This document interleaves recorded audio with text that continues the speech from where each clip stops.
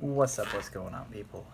Today, I'm going to be telling you a story. That was weird. I don't know why I did that, but I'm going to be telling you the story of the time that I almost died. Okay, so this takes place like 10 years ago, roughly. It's almost 10 years, something like that. But yeah, this is the time I almost died. So there was me, little me, and I was riding big quad, and we went camping, me and my cousins and my dad and my brother, and we went camping, and there was this quad, and it was a really big quad. It was like an adult hunting quad. So we all went riding on this quad all day long, and you know, constant up and down the hill. We set a mark that you were supposed to go down to, and you got to go down, turn around, and come back up. So me, being the adventurous one, I decided to go past that marker, and I went past that marker, and it was big regret. So I went past the marker, and I was like, all right, let's go. Just keep going. We're gonna explore.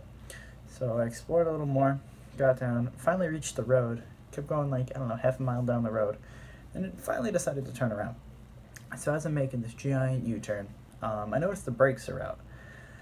And, oh, good news.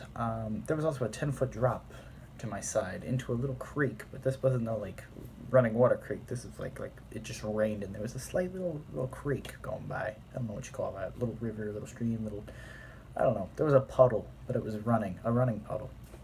Is your refrigerator running? So, yeah.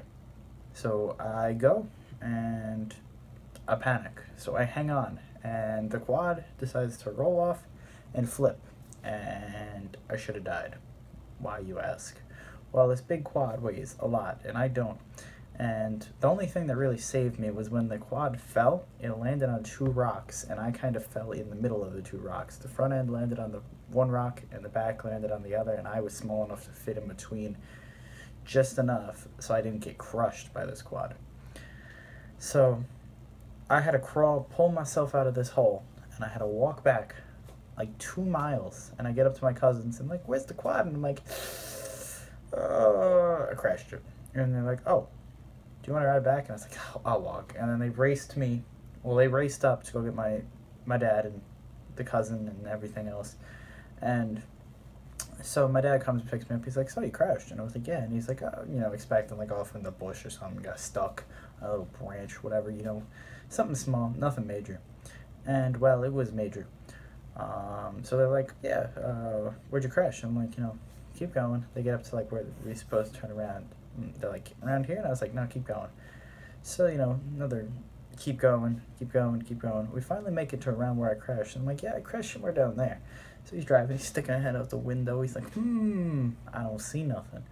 And we keep going. And finally we find the quad.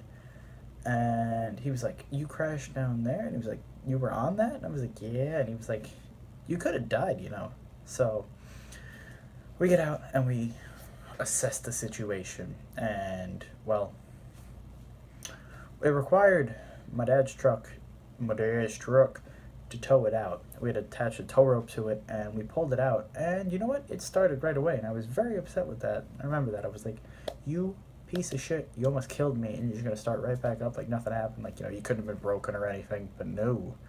So, yeah, that was the time I almost died. Sorry to disappoint that I didn't, but, yeah, at least you got to hear the story and waste a couple minutes of your time. Thanks, everyone, for watching. I appreciate you, and bye-bye.